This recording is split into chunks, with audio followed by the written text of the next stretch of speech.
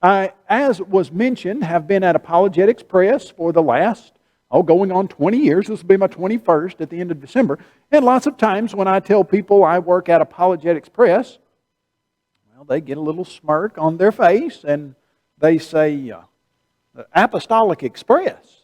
And I say, no, not Apostolic Express, Apologetics Press. And they say, apologetics? And I say, yes, that's where I work. They then say, well, what are you apologizing for? You know, that's the first thing that comes to your mind, isn't it? When you hear the word apologetics, what are you apologizing for? In fact, I had one lady, she pulled me aside. She was probably about 60 or so, and she said, I've got a personal question to ask you. And I thought, what, you want to know how much I weigh? How old I really am? What do you want from me? And she said, what are you guys apologizing for over at Apologetics Press? Well, it's not all that personal, really. The word comes from 1 Peter chapter 3, verse 15. When you go to that passage, it's what we call the golden verse of Christian apologetics. It says, but sanctify the Lord God in your hearts and always be ready to give a defense to everyone who asks you a reason for the hope that is within you with meekness and fear. And now that word, always be ready to give a defense, is the word in Greek apologia. And it means a written or oral defense of something that you believe. When Paul stood on Mars Hill and he discussed with the most educated people in the world the existence of the one true God, he was giving an apologia, a defense of what he believed. And that's what we do at Apologetics Press. We defend the core pillars of Christianity. Now, growing up, if you would have said, Kyle, you're going to travel literally all over the world and defend the three pillars of Christianity, which are God exists, the Bible is God's Word, and Jesus is God's Son. Those are your three pillars of Christianity that without any one of those, you simply cannot be a Christian and you cannot defend Christianity. He who comes to God must believe that He is, and that He is rewarder of those who diligently seek Him. Unless you believe that I am He, Jesus Christ said, you will all die in your sins. There are those two pillars, and then you look at the idea of the inspiration of the Bible, and you understand those are the three mainstays of Christianity. Now, if you would have said, Kyle, you're going to have to travel all over the world and talk to people about the fact that God exists, I would have said, no, you must be crazy. Because everybody knows that. That's not under dispute, and it certainly wasn't under dispute in the circles in which I ran in Columbia, Tennessee in the late 80s, mid-90s. If you would have said, Kyle, do you know anybody who is an atheist? That word comes from Greek prefix a and the Greek word theos, which means God. A meaning no, theos, God. Atheist is just literally no God. A person who does not believe in God. If you would have said, Kyle, do you know a person who does not believe in God? I would have said, are there any people like that out there? I certainly don't know any. And didn't know any until probably, I don't think I had confirmed, shaken the hand of, or talked personally to a person who did not believe in God until maybe my mid-20s. Well, I've taken that question back to groups where I would have been and asked, hey, do you know anybody who is an atheist or does not believe in God? The first time I tried that, I was at, summer camp, and we had about 15 through 18-year-olds in that class that I was teaching, and about half of them, about 25 out of the 50, said, we know someone who does not believe in God. The last time I asked it, I was at the Madison Church of Christ in the lower level where they have their teen stuff. And I think I had 84 kids down there. And I said, how many of you know somebody who doesn't believe in God? So many hands went up. I said, well, we're going to have to change this. How many of you don't? How many of you don't know somebody who's an atheist? Now, you're talking 15 through 18-year-olds. I think we had 84 at the time. 6 of them raised their hand. So you're looking at 78 of them know somebody personally who doesn't believe in God.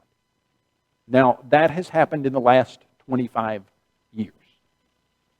I have been in 3 debates with some pretty high-profile atheists as they are ranked in the atheistic community. One of them was a 2-time winner of the Atheist of the Year award.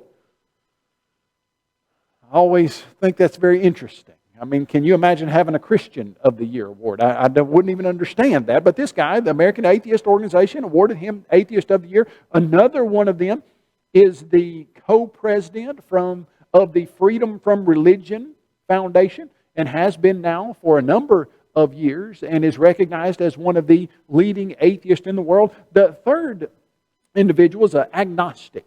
He is a professor at the University of North Carolina there, and he says, I can't say for a fact that God doesn't exist, but I don't think He does, and I can say the God of the Bible doesn't exist because evil, pain, and suffering cannot be consistently maintained with the idea of a loving God.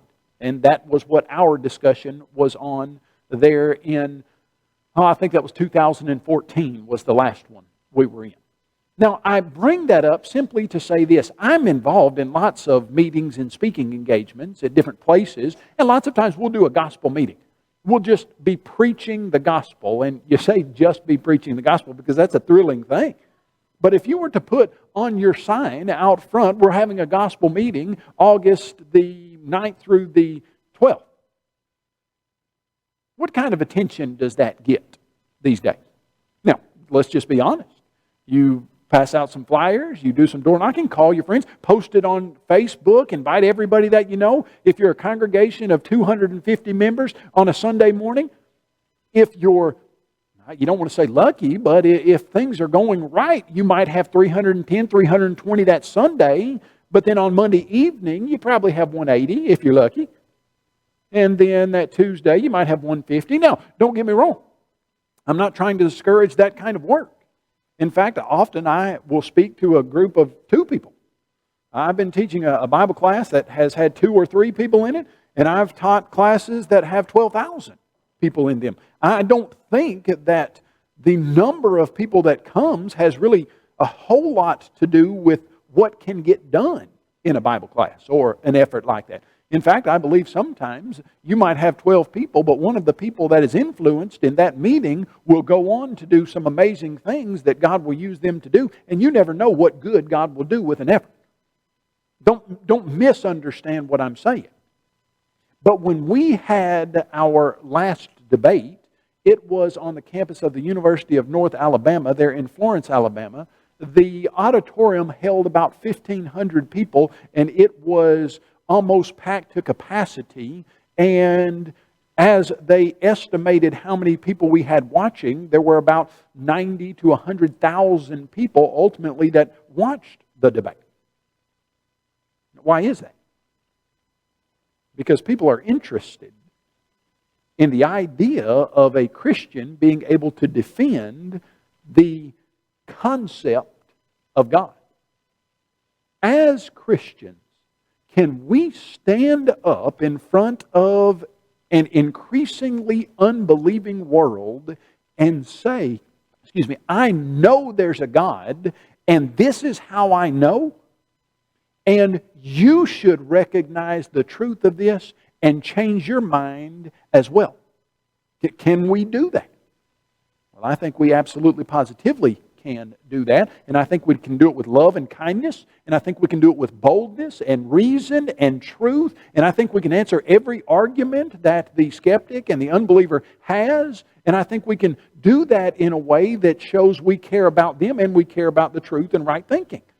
And so that's what we've tried to do with those debates. But what I'm explaining, and I think you know, is that in our culture today, the concept of defending your belief is something that people want to know if Christians can do. And many of those debates I've had, I will be talking to people afterward, and they're not Christians. They're college kids that maybe have gone to the university where the debate's taking place, or are students of the teacher and have come down to listen to him, and they want to know, as a Christian, can you back up your statement, God exists? Now, right now in our country, you're looking at about 22 million people who claim that there is no evidence that God exists. And let me put that in a little perspective for you. About 7% of the population right now is either agnostic or atheist. Agnostic comes from the Greek word gnosis. You put an A in front of it. Gnosis means knowledge. Knowledge, no knowledge. Basically, what an agnostic says is, I don't know for a fact that there's no God, but I don't have any knowledge of a God, and I don't have any evidence that I think proves there's a God, and so I'm going to act like there's not. In fact, I think the Freedom from Religion Foundation helped in an effort to put some signs on a bus system. Actually, I think this was actually in Britain, that said, hey, there's no proof for God, so enjoy your life. Or something of that nature. Agnostic is a person who says, hey, we just don't think God exists. We're not 100% sure, but about 98%, and so we're going to act that way. But on the other hand, the other 3% say, there is no God, we can prove it, and you should know it as well.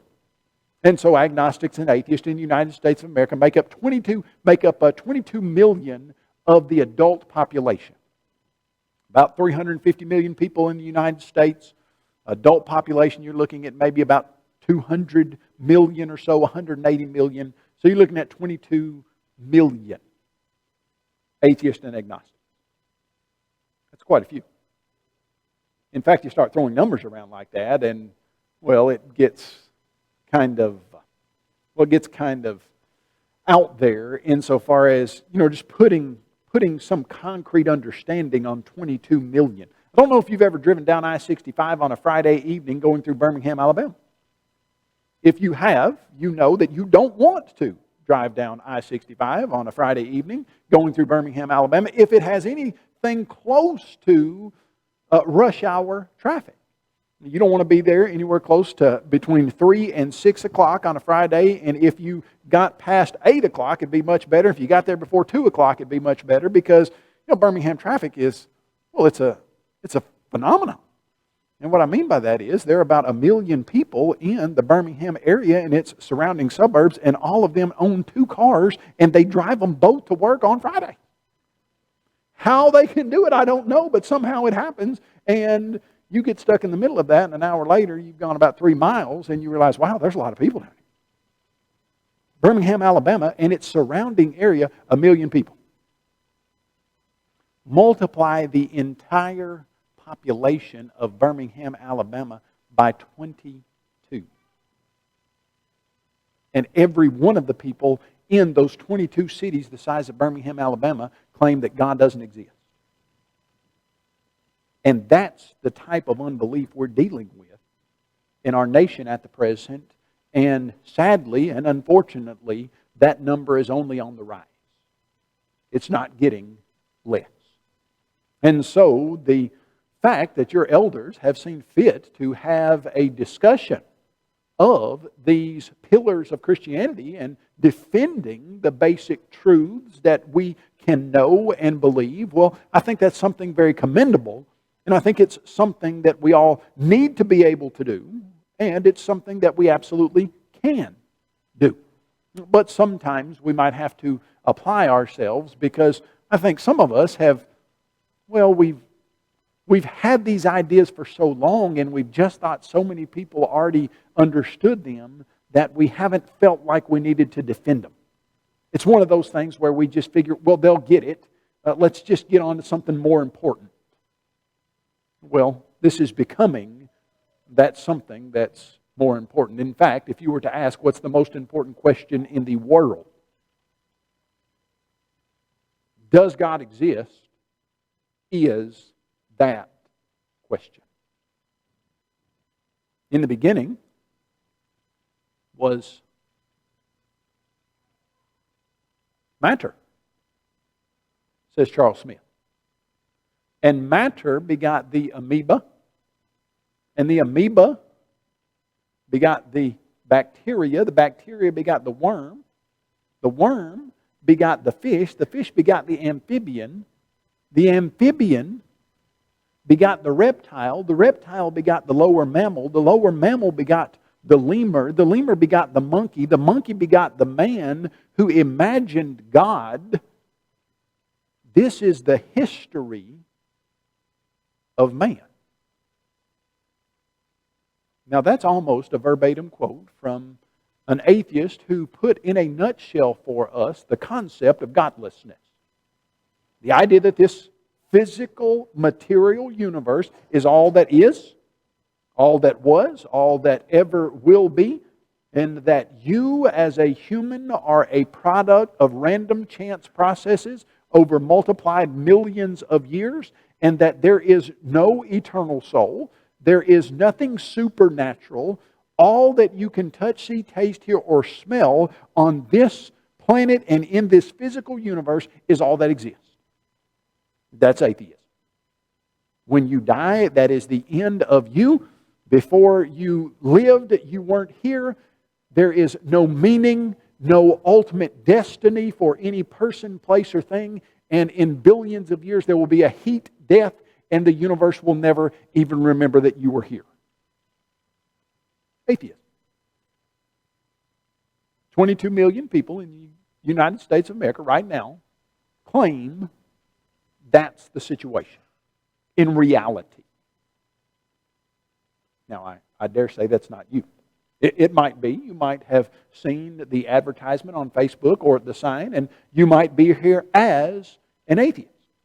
If you are, I hope that what we say this evening will help you see some things about the idea of God that do not correspond to that atheistic idea, and that the evidence points toward the fact that God exists. That's what I hope you'll see. But I dare say on a Wednesday night, most of you are sitting in this pew or that pew this evening, and you're thinking, well, that's not what I believe. Maybe you believe something like this. In the beginning, God created the heavens and the earth was without form and void, and darkness was over the face of the deep, and the Spirit of God hovered over the face of the waters. And God said, let there be light, and there was light, and God divided the light from the darkness, and the light He called day, and the darkness He called night, and evening and a morning, day one. And subsequently, day two, God creates the expanse or the firmament. Day three, He creates the flowers, grass, and trees. Day four, sun, moon, and stars. Day five, the birds and fish. Day six, all the land-living creatures and humans. And on the seventh day, He ceases His creative activity, and the universe and everything in it is brought into existence ex nihilo. That's a fancy word. I learned it probably 5 years ago. And I thought, wow, that just sounds neat. Ex nihilo, out of nothing. Do you know what it took God to create a universe according to the biblical description of how He did it? It took Him saying something. There was nothing before, and it came into existence when He spoke it into existence. According to Hebrews chapter 11, the concept of faith is that the heavens and the earth that we now see came into existence from nothing, by the supernatural will of God speaking it into existence. Now, simple question. Which of those two ideas is correct? Which of those two ideas is true? Which of those two ideas has the evidence that points toward it being the way that reality is structured? Is there a God or isn't there a God? You know, sadly, some people say, well, this isn't really a discussion that you need to have evidence for. It's not really a discussion that you need to reason through. I know there's a God, and I have faith in my heart that there's a God, and that's all I need. And it doesn't matter what any of the evidence says. I know God lives because He's in my heart. Now, do you think that a Muslim would say that he knows Allah exists because of the feeling he has in his heart about Allah? He would. Do you think that the people who worship the various different gods across the world, many of them in India, who they say they worship about 3 million different gods, if they said to you, I know that Vishnu exists because of the feeling I have in my heart, would you say then, oh, well, I can't say anything about that. I guess the feeling in your heart is good enough to prove that Vishnu exists. Is that what you would say? You wouldn't. And so when we come to this discussion, not to downplay any legitimate experience that any person has had, but if someone were to say to you, how do you know there's a God? And you said, well, I don't need to reason through this. I don't need to give evidence for this. You just need to accept it like I do. Well, I think that person just hasn't understood how the Bible goes about nailing down facts. Come now, let us reason together, God said to the children of Israel through the prophet Isaiah. When Paul stood before those Roman officials, he presented the gospel to them, and they said, Paul, much learning is driving you mad. And he said, I'm not mad, most noble Festus, but I speak the words of truth and reason. In Acts chapter 1, verse 3, the Bible says that after Jesus Christ died and came back from the dead, He presented Himself alive by many infallible proofs. Peter, in his second epistle, in chapter 1, verse 16, said, we have not followed cunningly devised fables, but made known to you the evidence that we had from being eyewitnesses of it. John, in 1 John, said, that which we have seen, that which we have heard, which we have looked upon and our hands have handled concerning the word of life. You know what John was trying to say? We've got evidence for this. I shook Jesus' hand. I talked to Him. I watched Him break loaves and fish for 5,000 people. I saw it. I have evidence of that. And so we come to the question, is there evidence that God exists? And I think the overwhelming answer to that is absolutely, positively, yes, there is. And we're going to look at some of that evidence this evening. Right now, the competing theory to the existence of a supernatural intelligent creator is that 13.82 billion years ago, there was an explosion that is referred to in scientific circles as the Big Bang. And that explosion was brought about by a tiny, what is called a singularity. A tiny ball of stuff that they don't exactly know the composition of, but that tiny ball of stuff that was 10 to the negative 26 centimeters across exploded, and that explosion brought the universe and everything in it into existence. We could go into the lengthy discussion of what they say happened immediately following that explosion. Supposedly, originally it was all hydrogen atoms, but then those hydrogen atoms supposedly sped up faster than the speed of light in something called inflation. And when you say, well, how did that happen? They say, we don't know, but it had to in order for this to happen. And then supposedly it stopped speeding up and slowed down, etc. We've got lots of things you could discuss along those lines, but the first aspect of the Big Bang is simply this. Where did the original ball of stuff come from? You know, it's really an elementary question. Where did you get the first stuff? You see, because here's the challenge that an atheistic thinker or the philosophy of atheism has. Every material thing in this universe, we know for a fact, if it's an effect, it has a cause that came before it and was greater than it. It's something that we use every single day. It's the law of cause and effect. Now, you understand that the law of cause and effect is used in every single experiment that scientific understanding has ever done. Why do you do experiments? Because you want to know what's causing something.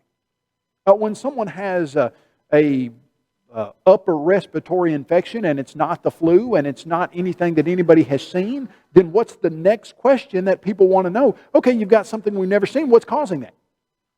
And so then they zoom in their microscopes and they find whatever virus or new thing it is, and okay, we have found the cause. Well, why are you looking for a cause? Don't some things just happen without causes in the material physical universe? Oh, you're sick because you spell your name with a P. Oh, you happen to be sick because you were born on a Thursday. You happen to be sick because purple is very delicious. Okay, no. A cause is what every single scientific experiment ever is looking to find.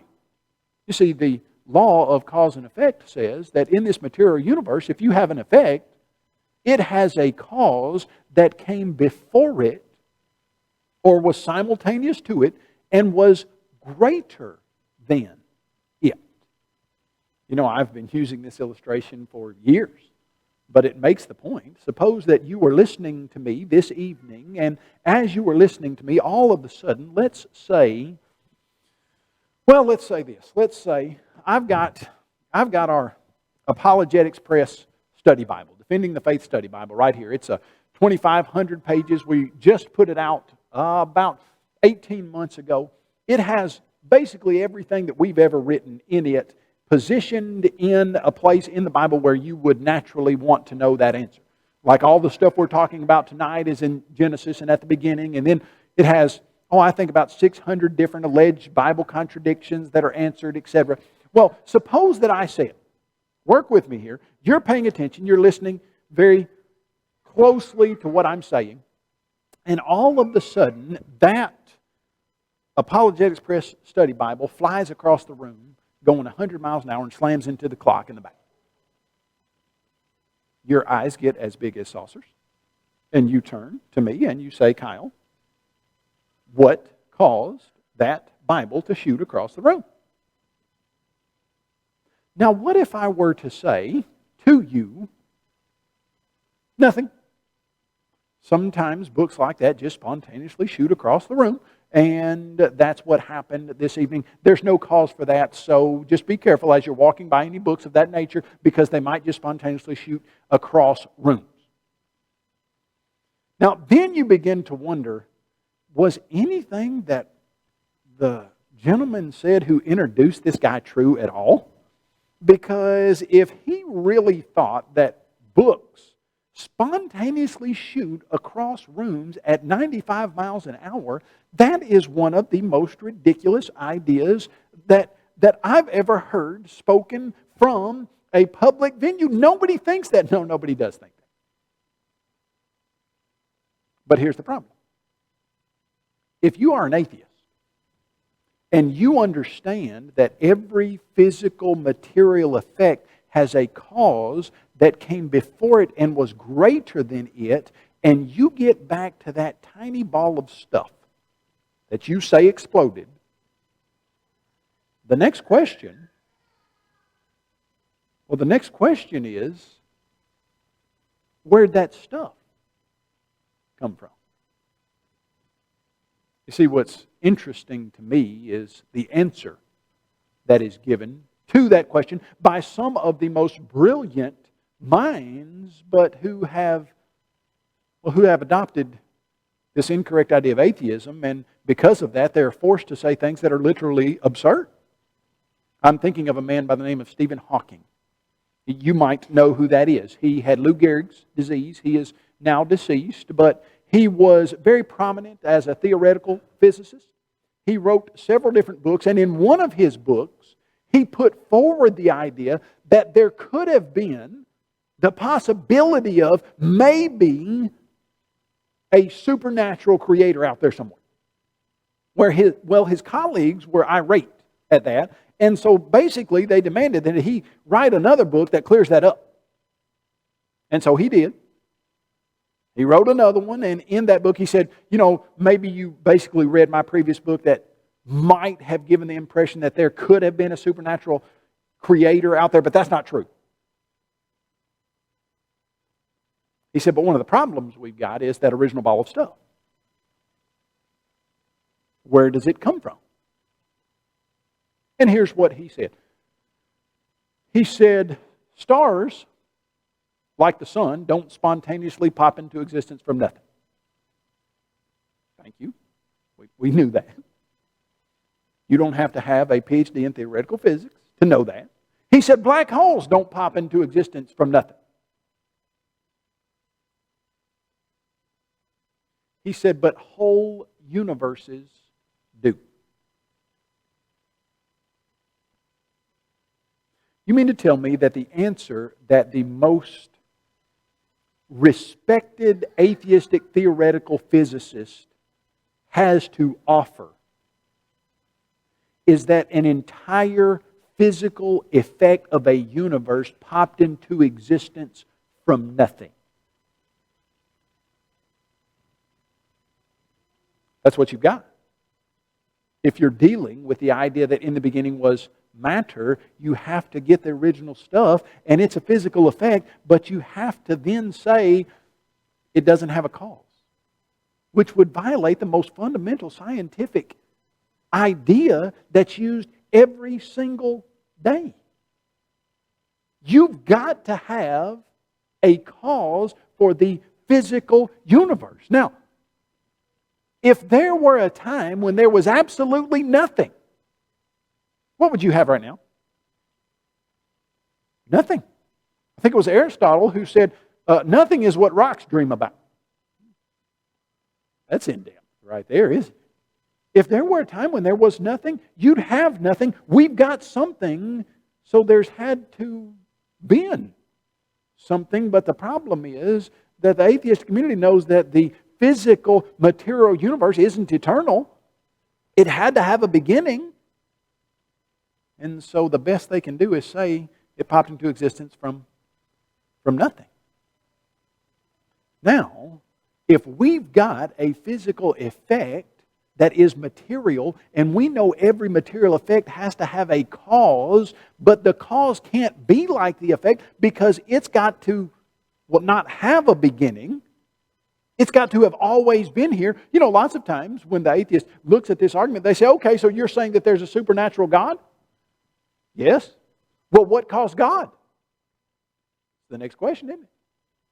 Sounds like a pretty good question, doesn't it? In fact, it is a very good question. But hold on, let's back up and analyze what our law of cause and effect says. For every material effect that you see in the universe, there had to be a cause that came before it, and that was greater than it. For every what kind of effect? Material effect.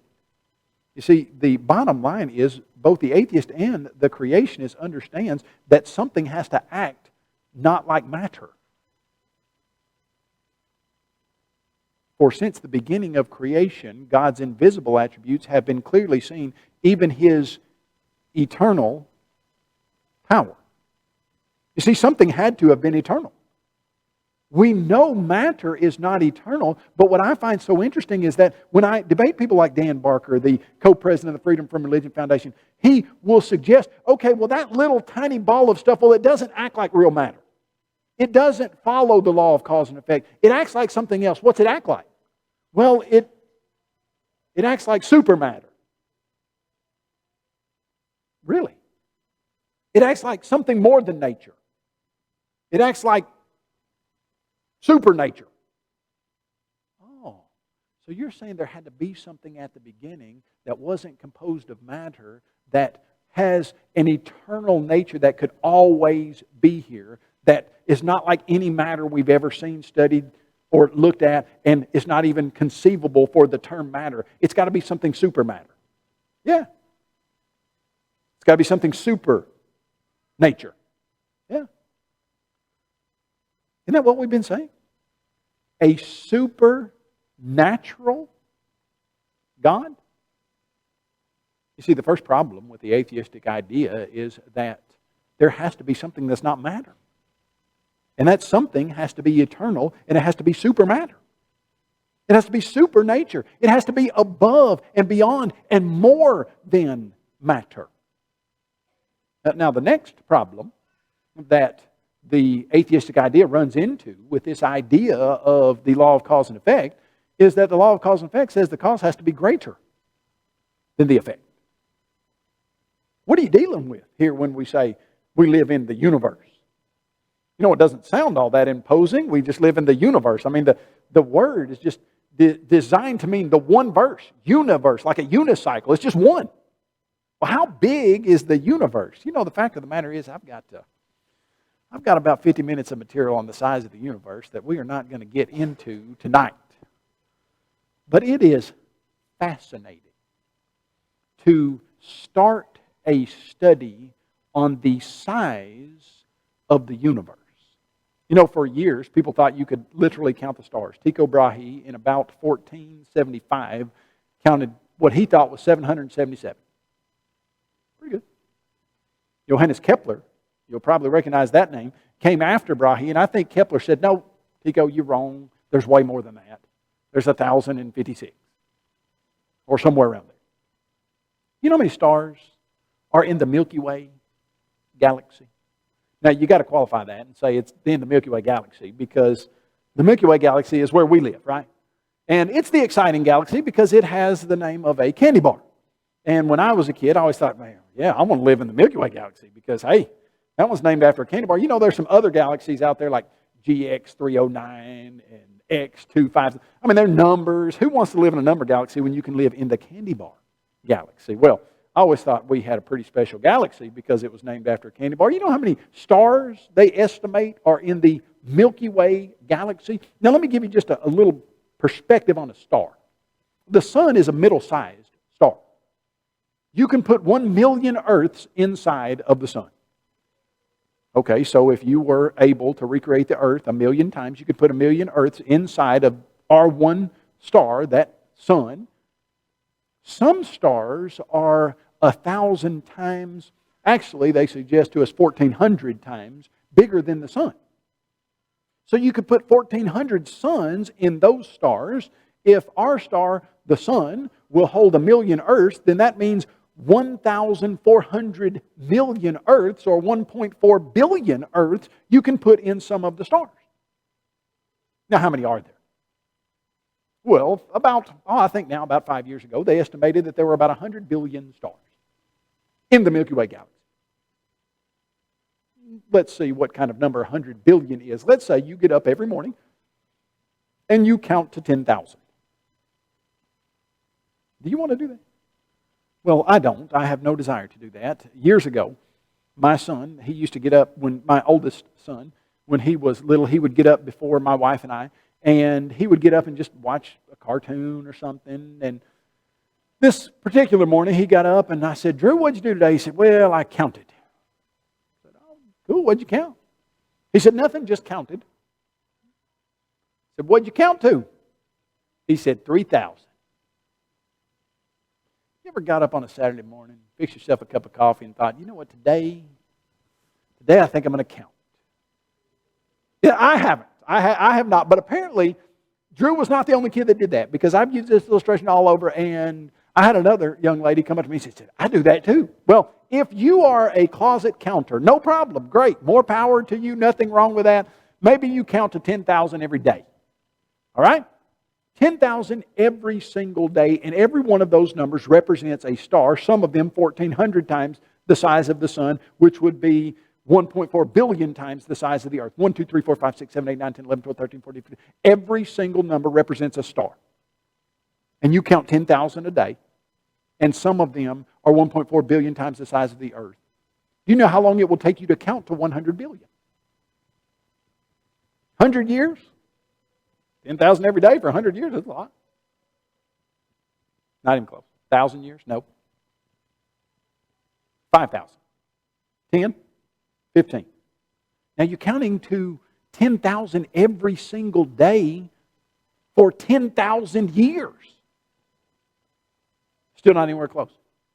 It's going to take you 27,000 years counting 10,000 every single day, and every one of those numbers represents a star. Some of them are 1.4 billion times the size of the earth. And at 27 years, 27,000, I think like 340 years, you get to 100 billion finally. Well, let's say you could live that long, and finally you counted to 100 billion, and then you read the article that came out 5 years ago. And they said, oh, hey, sorry. Because of space dust and stuff, we have miscalculated the number of stars in our Milky Way galaxy. We said 100 billion. We think there are actually 3 to 4 times that. 100 billion in one, 100 billion in two. You got to now count for 72,000 years, 10,000 every day. And that's the Milky Way galaxy. How many galaxies do they suggest that are out there right now? They say 100 billion.